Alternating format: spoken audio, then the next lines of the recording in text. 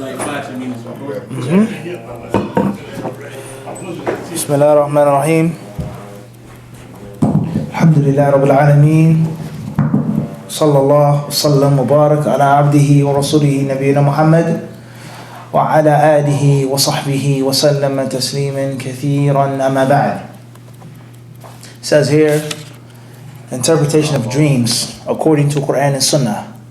A study of the chapter of dream interpretation from Sahih al-Bukhari, 7 to 8 p.m.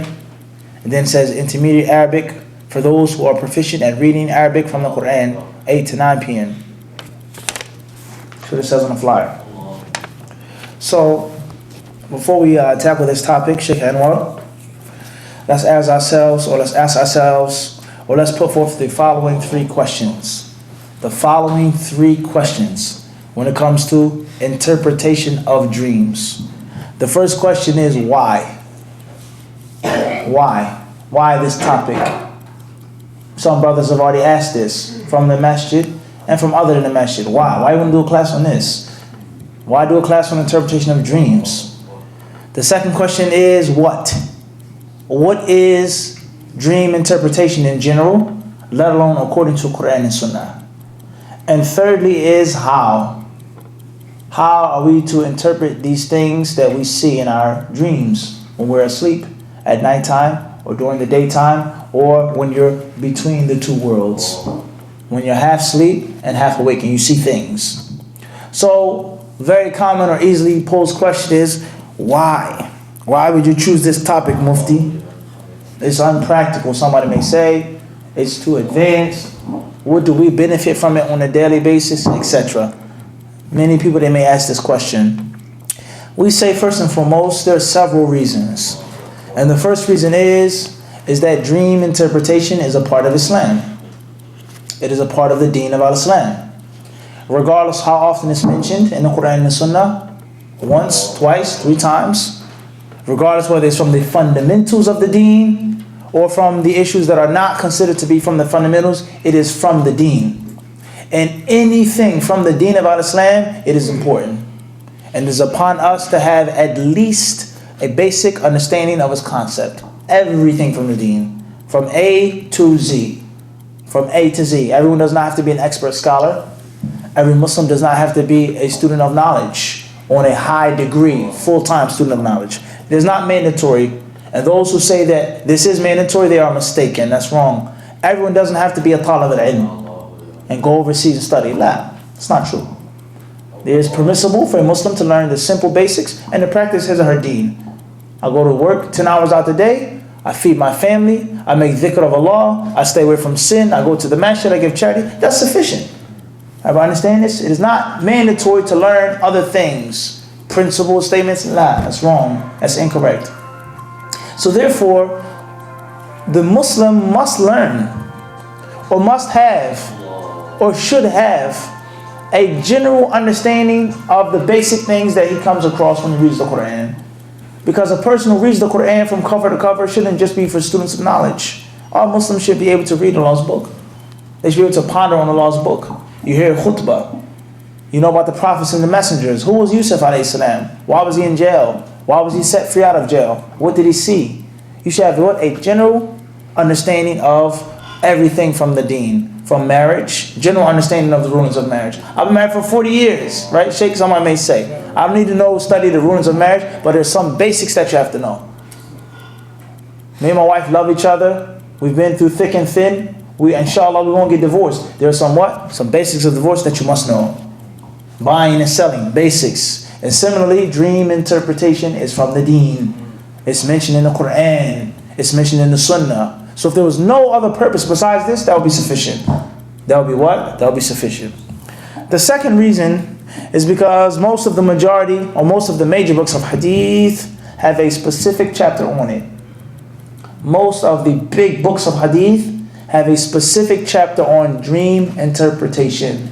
From Sahih al-Bukhari to Jami' al-Tirmidhi to this book and to that book. In other words, the people of the past, the ulama of hadith, they saw that this concept of interpreting dreams was an integral part of the sunnah. Just as we have the chapter of purification and purity, we have the chapter of funerals, we have the chapter of good character, moral conduct, we have the chapter of zuhd, staying away from the worldly pleasures and the hereafter. We have the chapter of iman. We also have babu ma ja'a fi ta'bir, or fi ta'bir al-ruya, interpreting dreams. So the ulama of hadith, they made a specific chapter on it. And there lies no doubt these chapters are not necessarily considered to be the main, most famous chapters, such as the chapters on the 5 pillars of Islam, the chapter of iman. But we have al-tib, the chapter of medicine. That is considered to be from the garnishes of the books of the Sunnah, those sweet benefits that you get. Dream interpretation, the book of Zuhd, the book of Qiyamah, the book of Tafsir. When you read Sahih Bukhari, Sahih Muslim, you're going to find all of these chapters in there, and it's the reason why they placed them there. The third reason why we've selected this topic is that it is a major topic of interest in every culture, religion, and spiritual way. It's not specific just to Muslims. Jews, Christians, Hindus, Buddhists, any spiritual way, or even among the atheists. Dream interpretation is a major study among them. What a human being sees when they go to sleep. Everybody understand this? So if other people are studying it and they're aware of it and they give time and money and effort towards this knowledge and understanding, it has to be something that is important. And there lies no doubt, everything that is good, the Muslims deserve it most. And everything which is bad and negative, the Muslims should be the furthest from. Everybody understand this? In general. Let alone Muslims who consider themselves to be from Ahlul Sunnah wal Jama'ah. Everybody understand this? Muslims who consider themselves to be from the steadfast Muslims, who remain upon what Allah has sent down upon His Prophet ﷺ, despite the groups and schisms of the Muslims. Those who say left, those who say right, those who say hot, those who say cold, we should do this, we shouldn't do that. The Muslims who remain steadfast upon Muhammad's way, they should be the most learned of that which is good. They should implement the most that which is, or that which should be implemented, and vice versa. Everybody understand this? So if people are studying dreams and the concept of dreams, we should have more knowledge than they have. We should implement it and benefit from it in our daily lives more than they do. The next point that we mentioned is that it's a major aspect of psychology and mental health or illness. Dream interpretation is a major aspect of psychology, and it lies no doubt many roots, fundamental principles, and maxim of psychology are found in the Quran and in the Sunnah. One simple example of this is the concept of knocking and asking permission before you enter someone's home.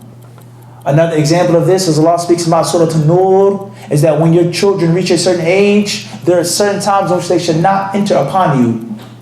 There are certain times in which they are not allowed to enter into your private quarters. This is psychology, because your child may enter upon you or your wife and see something that is unbefitting, and that will have a profound effect on that child's life in the future. Something that's unbefitting. It doesn't have to be something that's nasty or naked. It may see, waliyadhu billah, may Allah prevent, a man may be abusing his wife, which is haram. He's beating up his wife. But at least he has some type of shyness. He has some type of shame. He doesn't want his children to see them arguing and fighting. So the child is to have knowledge, to seek permission, to knock, to ask, not to come into the room during this time. And all it takes is a child to see his father hit his mother once and grow up and be this and grow up and be that. Is this not the case in history? How many people, what we call tyrannical rulers and evil men in history, when you read their biographies, 9 out of 10 of them said, my father abused my mother. My father was a drunkard and he beat my mother. And he grew up and he went on to kill millions just because of one thing that he saw.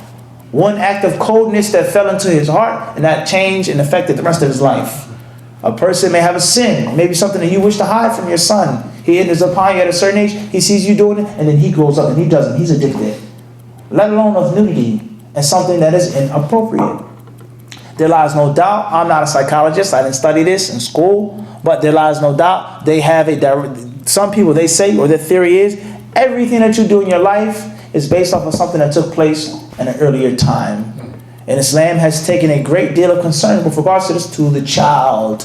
Educate the child at a young age. Teach them to pray at a young age before it's mandatory. So it's automatically instilled in the child's mind to make salah automatically. And we can go on and on and on, example after example. So what do the non-Muslims say about dreams? Someone, they think they're mentally ill or mentally sick. Then there's no doubt one of the first questions they want to ask that person is what? What do you see in your dreams? Describe to me your nightmares. How often do you have them? Everybody understand this? Your body, your soul, your mind is telling you something while you're asleep. Moving on, it is something that is plausible to each and every human being, let alone Muslim, human being. In other words, when the brother says, why are we going to do dream interpretation? I said to him, I said, you don't sleep? You don't sleep? You don't sleep at all? Of course he's going to say yes. There isn't a person except that they have to sleep some point in their life. For an hour, hour and a half, they're going to sleep.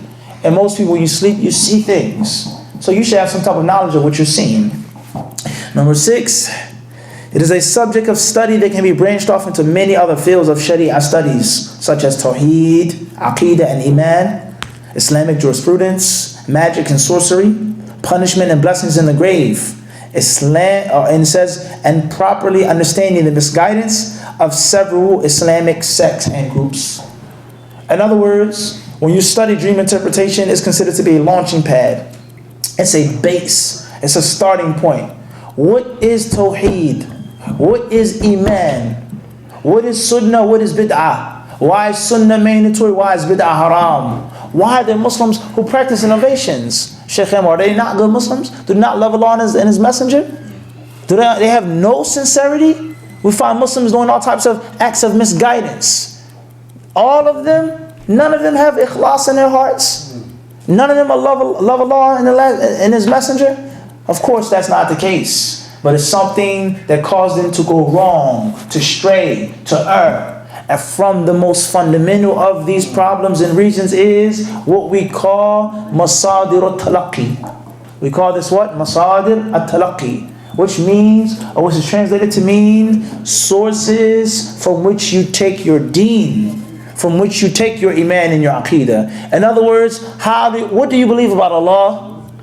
And how do you know that about Allah? Where did you get it from? Did you read about Allah in the Quran, the Sunnah, or I believe this about Allah because I saw it in a what? A what? A dream. The dream told me what to do, what to believe. Why do you pray like this? Why do you practice this? And there's clearly no proof for it from the Prophet ﷺ Sunnah. Because I saw it in a dream. My sheikh told me that what I see in my dreams is a delete, it's a proof. Everybody understand this? And there are many Muslims who believe that dreams are a divine source of legislation. They believe that dreams are a divine source for Islamic legislation.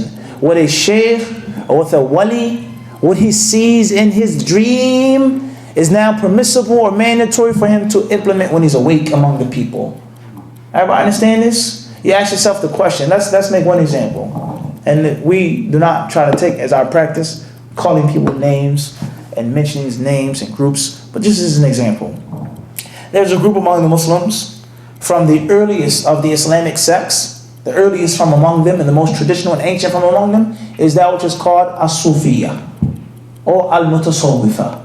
In English language you would say Sufis or mystics, Islamic mystics. The Sufis were not a group from among the Muslims who came in the 6th century. No, they came early on. They were around for a very long time. And there are different types of Sufis. There are different groups from among them. Some of them are very far from the Kitab and Sunnah, and some of them are very close. Everybody understand this? Just like any other group. They have their ups, they have their downs, their pros and their cons. So what is the problem between the Sufiya and between the Muslims who are on the way of the Sunnah wal Jama'ah? What is the mushkila? Why do we differ? Why do they say things that we don't say and vice versa? Why is that? They have no knowledge, no sincerity. No, there are reasons why they make certain supplications. There are reasons why they practice certain innovations. There are reasons why they sing and why they dance and why they do certain things. And from those reasons is that they have sources for legislation other than what we have.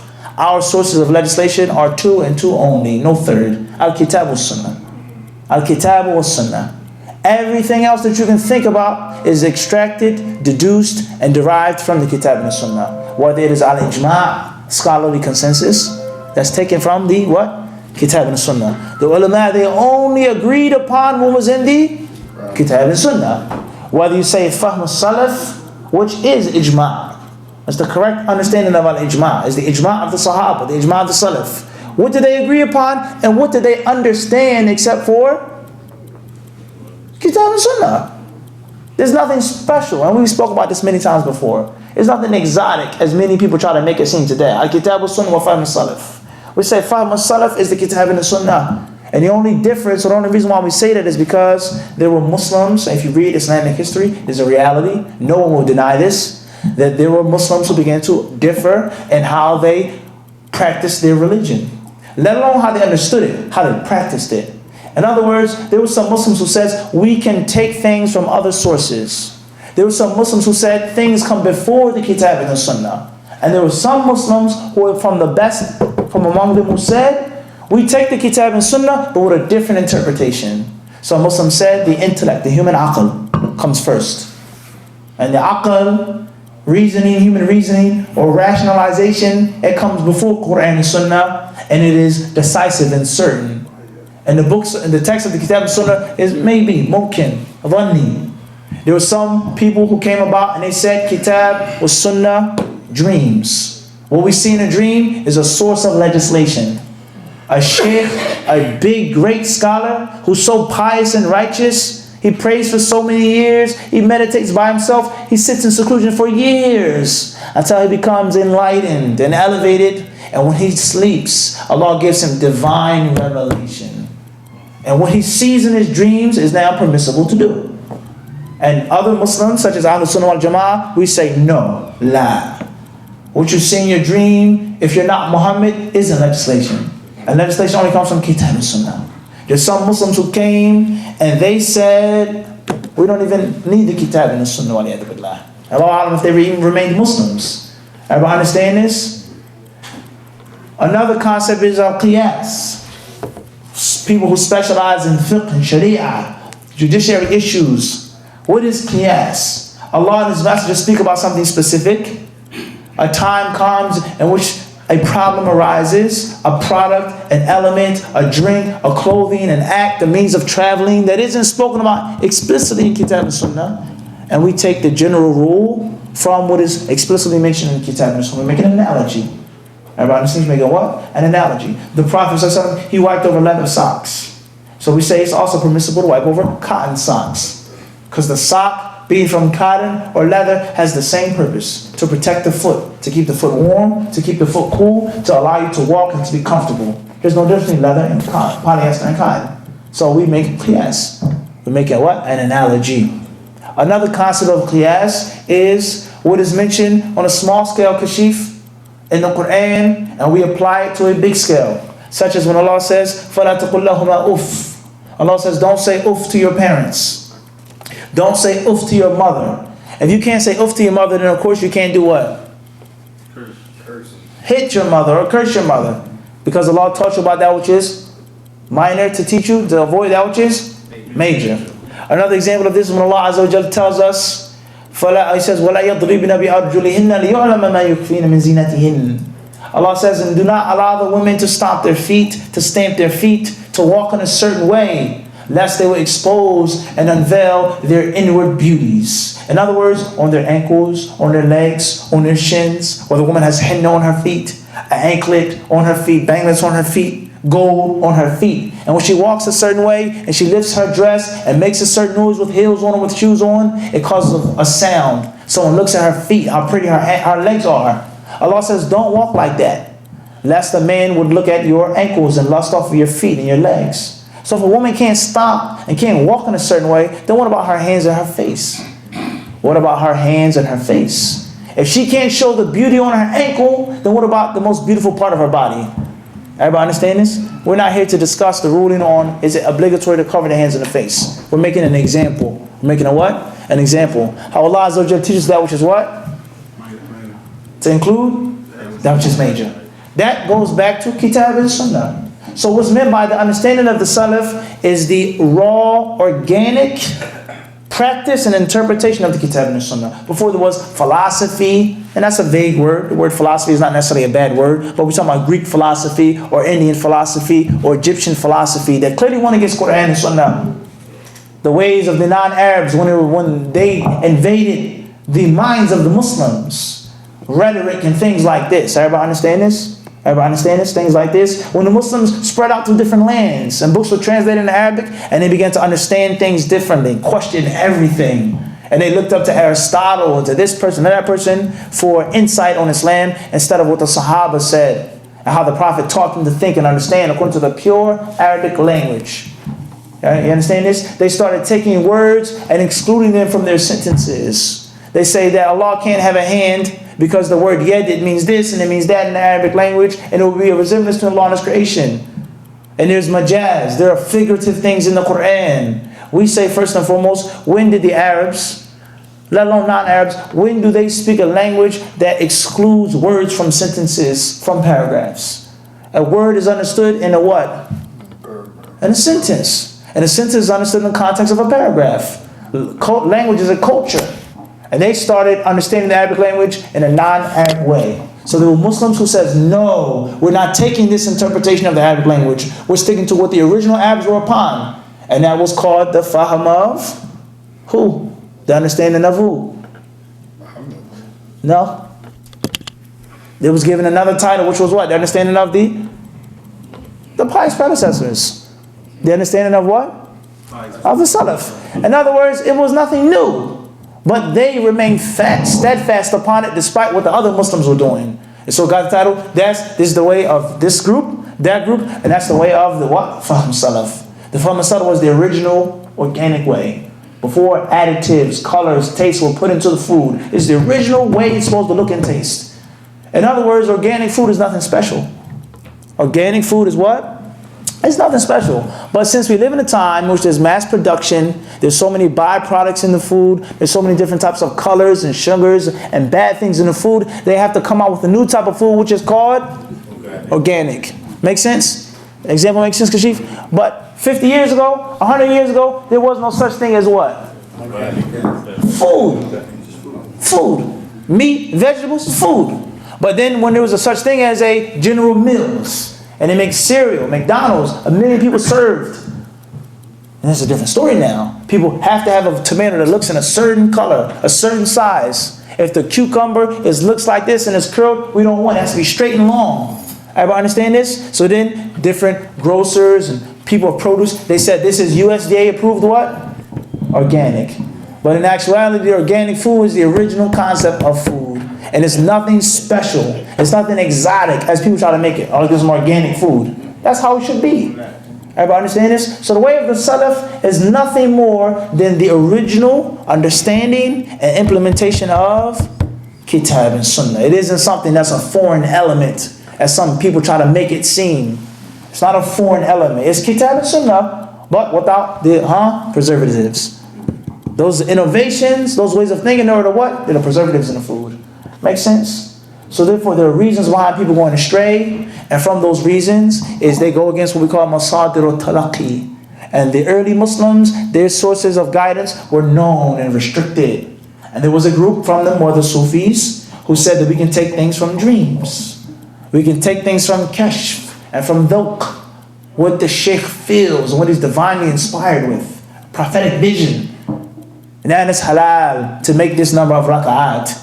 And I can marry the amount of women that I want to because I've reached a certain level of what I saw in my dream. And we say that's wrong. So what is Iman? What is Tawheed? What is Aqidah? Is there punishment in the grave? Are there blessings in the grave? These things that can be taken from the study of dream interpretation. Because if you stop and if you think about it, how is it possible for you to be in a safe, warm, comfy, cozy location, and yet in your dreams you're terrified and scared to death? And you're sweating and panting and out of breath, and someone is right behind you and about to get you, and you wake up, you're in your comfortable bedroom.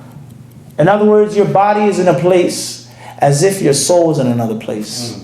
As if your mind is in another place. So those who say, how can I go into the ground and be punished? We dug up the grave a month later, nothing changed. It's still dirt, it's still bones, it's still worms. The body didn't even decompose yet, etc. In other words, if it's possible in the worldly life to be in one solid place, and have a total means of sensory perception that's foreign in another place, then in hereafter it's even more possible. Everybody understand this? And the list goes on with regards to dreams and how so many Muslims go wrong by implementing what they see in their dreams and thinking that it is a means of legislation. Let's make one example of this. The Messenger of Allah, he said to the companion who saw the dream of the Adhan, who was Abdullah ibn Zayd radiallahu ta'ala anhu. We know in Bukhari and Muslim, when the companions first got to Medina and they started making the prayer in Medina, they didn't have the Adhan. Some of them said, let's make a fire. Some of them said, let's use a horn like the Jews. And they brought different ideas and suggestions. And the Prophet ﷺ, he wasn't pleased with any of those things until the companion saw the dream. And he was carrying something as if it was a drum or a horn. And the man says, he says, what are you doing with that? Let me show you something that's better. And he taught them the Adhan. The companion, he woke up the next morning, he went to the Messenger of Allah ﷺ, and he told him what he saw. The Prophet ﷺ says, إِنَّهَا لَرُؤْيَا حَقٍّ إِنشَاءَ. He said, inshallah is a true dream. It's a true dream. So go teach it to Bilal. فَإِنَّهُ أَنْدَى صَوْتًا مِنْكَ. Because his voice is stronger and more beautiful. In other words, the dream was not true. The dream was not made a means of legislation until it was acknowledged by the Prophet ﷺ and confirmed by the Rasul. And he said, inshallah. Then it became legislation. So who after the Prophet ﷺ can see something in a dream and make a legislation? Except for someone who strays from the path. And this is from the problems of the Sufiya. And many people, when they think about Sufiya, the first thing they think about, they make a little extra dhikr, or they have some type of extra means of zuhud. Or no. Their problems are deeper than that. Everybody understand that? It's a core issue. It's a major problem. You go to the doctor, have a migraine, my head is hurting. You just don't take medicine and painkiller and that's it. The headache is telling you about something worse inside of the body. The migraine is a means behind the body giving you a signal something's wrong inside. So when we see Sufis doing things that they're not supposed to be doing, it's not just because they want to make bid'ah, but their fundamental principles, we say, are jammed up. Everybody understand this? They have sources of legislation. And there are people today, modern day Sufis, who have sources of legislation, even if they don't say it with their tongues. Their source of legislation is what a scholar says, what a sheikh says. What he says is halal and haram. But they don't say it in the words, but the actions clearly prove. No matter what the kitab says, no matter what the sunnah says, no matter what is common sense, al-Bukhari, common sense. The sheikh said it, so we want to implement that. I don't agree with it, but I want to take his advice. It doesn't make sense to me. There was one scholar said, a scholar said this. He says, pray at nighttime. Inshallah, pray at night and it'll become clear to you. It's legislation. In other words, even though it's clearly against what you know, just pray to Allah and be patient and it'll become clear what he said. What is this speech? That's no different than what the Sufis say. There's sources of legislation out of the Kitab and Sunnah. Everybody understand this? And we know that in the Arabic language, in Arabic culture, there are two types of tongues. We have lisan al-maqal or lisan al-hal. We have the verbal tongue, we have the physical tongue. And sometimes the physical tongue is stronger than the verbal tongue. What your actions prove shows what you really believe in your heart. You hear Allah, you hear His Rasul, you hear what everybody else says. One scholar says something, khalas. Amanna, sami'na wa ta'na. We hear, we obey, we have believed. Is this not the case? Are we exaggerating this? It's a reason why they do the things that they do. It's a core issue, a fundamental problem. Ahlul Sunnah wal Jama'ah, we don't have sources of legislation except for Kitab and Sunnah. That's it. What the Sahaba agreed upon, what the Sahaba understood from the Kitab and from the Sunnah, what the Salaf al-Salih understood from the Kitab and from the Sunnah. Not their individual opinions and fatwas and what they thought individually. La, kalla. This is a core issue here. And you cannot understand this until you understand the concept of dreams in al-Islam. Another reason why we've chosen to study this topic is because no one else is talking about it.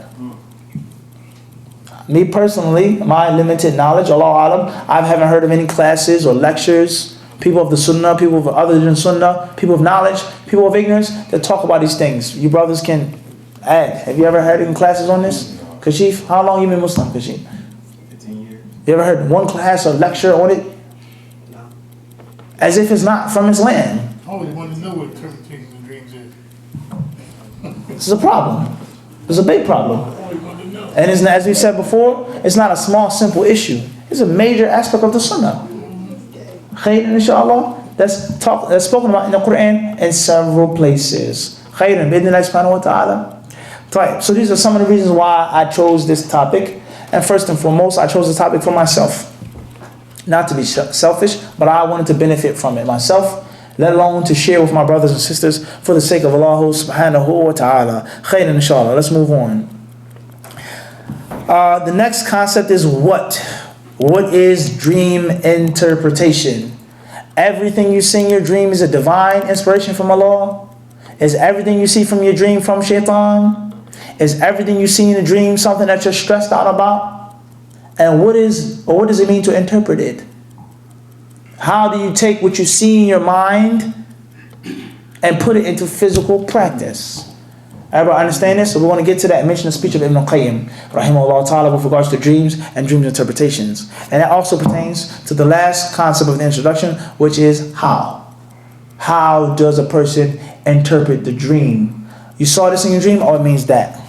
Because of what I think or what I feel or how you live or my grandmother. Everybody understand this? No. There is a scientific system to interpreting dreams, even among the kuffar. Even among what?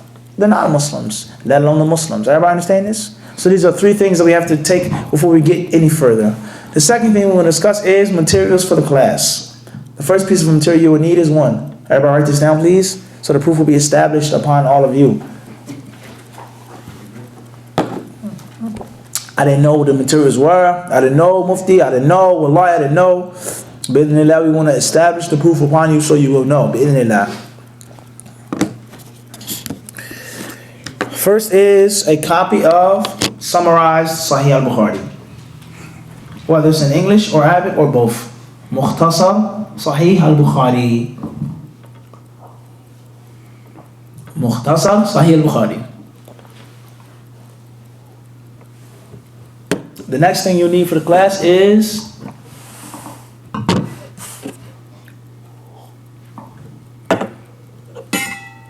an empty cup. That's it. Bring a cup with you. But make sure it's what? Empty. Nothing in it. Khair, inshallah. We've spoken about this several times before. The problem with us, we're all scholars. We know so much, but yet still we know so little. And I'm speaking about myself, no one else. Everybody understand this? We know so much, but in reality we don't know that much at all.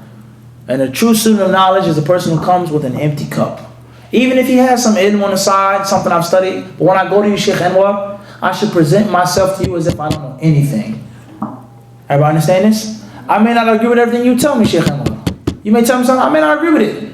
But if I'm sitting at your feet, you're my teacher, Jazakallah khairan, Sheikh. Thank you.